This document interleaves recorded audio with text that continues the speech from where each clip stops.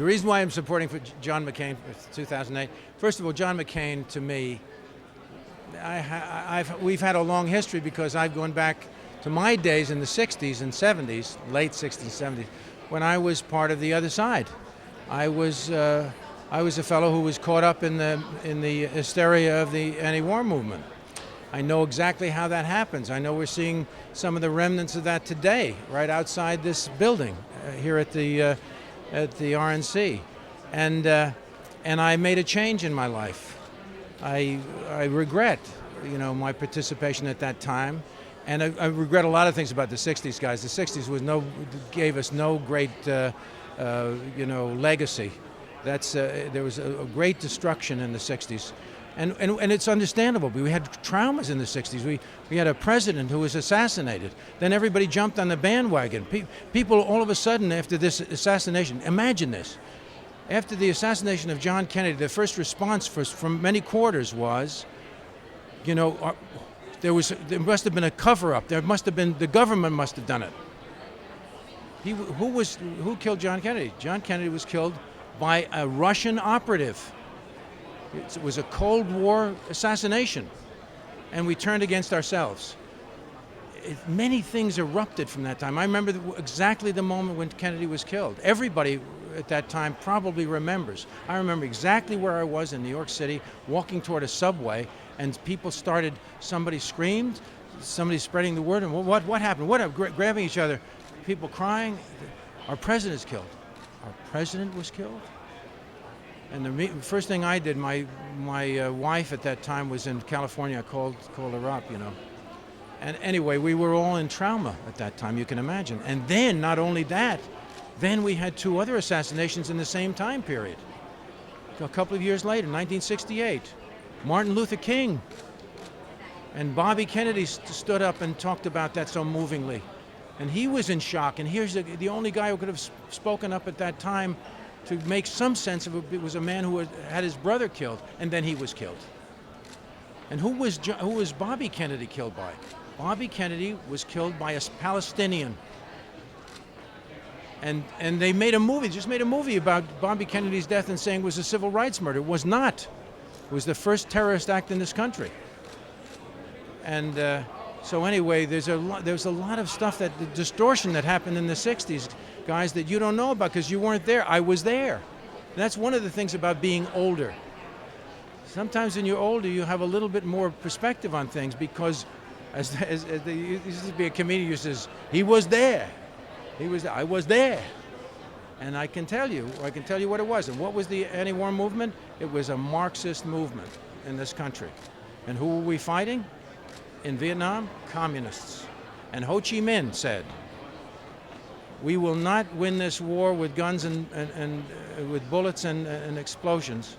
We are going to win this war on the streets of America and in the schools. And they won the war. And what happened at the end of the war when we tried to get out of that war?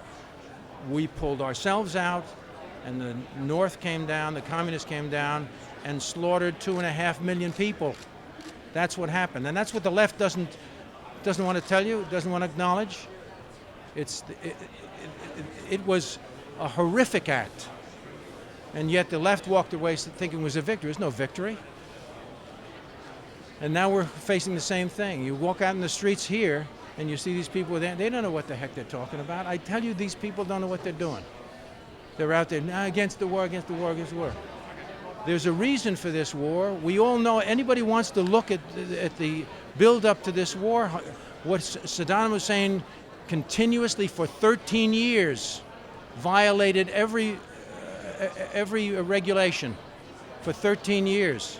There were sanctions, 17 regulations against Saddam Hussein for violating the UN regulations, right? It took a long time. 1998, under the Clinton administration, there was an Iraqi Freedom Act. Most people don't know that. That said, we've got this guy's got to go. This was in 1998. And then, of course, 9/11. And after that, we said we better do something about this guy. Because he's still in, there was nothing else we could do. We tried every kind of way of dealing with this man. And nothing was Nothing was made any response in this fellow. He was shooting our planes down in the no-fly zone for 13 years. You got to know what you're doing out here now, because it's so easy to have slogans and sound bites and nonsense. But there was a reason why we went in there, and we have now come to the, and everybody wanted to pull out as soon as they found that was a political football, and they could use it against George Bush. And that's what happened, fellas. I'm telling you, they found a way to say, we'll get votes if we attack the President of the United States. Somebody made that decision, and it turned out to be true. The more they said in the last election, the nominating groups finally concluded that the Democrats, John Kerry was the fellow who was victorious. Why was he victorious? Because he was the guy who said most negative things about President Bush. It was a competition to see who could say more crazy things. This is the way I view it. Now, if John Kerry was standing right here, I'd say the same thing to him. I'd say, why'd you do that? What are you thinking? Are you thinking that that's more important than your country? That the winning of an election is more important than your country? You take such extreme measures to bring down our own government? No, guys, don't do this. Anyway, it's taken root. The people who voted for the war turned against the war. They knew why they voted for the war. Then they tried to make it, they said Bush lied, people died. It wasn't Bush lied. If Bush lied, they all lied. They didn't lie. They voted for what they knew out of the evidence that they had. They voted to go in and take this man out. And thank God they did. Now we're on the verge of seeing a victory there. There was an article in an English paper. They said, what would happen if we won a war and if America won a great war and no one reported it? Well, that's what's happening right now. It's not, no one's taking, you guys have got cameras, I've got microphones and everything. How much of this is going to get out there? When I look at the page this morning from yesterday's activities at the Republican convention, what was it about? It was about these crazy marchers out there. This lunatic fringe out on the outside, screaming and shouting and throwing feces. What?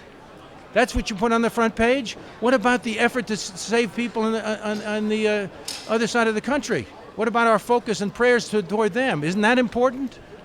That we take a convention, a major convention, from one side of the aisle and try to make it nonpartisan, a nonpartisan effort, take that whole day yesterday and make it a nonpartisan effort to focus our prayers and attentions and money to help the people in that part of the country?